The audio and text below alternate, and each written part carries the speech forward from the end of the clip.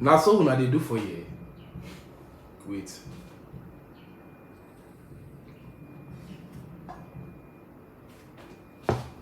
Now so una dey do for you. Cause I never even finish to para for the one to say NEPA not give light, soup when I cook. Don't spoil.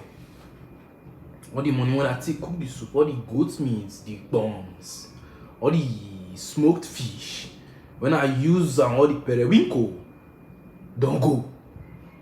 I call the year another one. Landlord they just say, the soccer when we say is spoil so. Medicine and fix am. When rent expire so for December, you go deduct the money from the rent. Sure, now so una they do for you. Una not tell me you.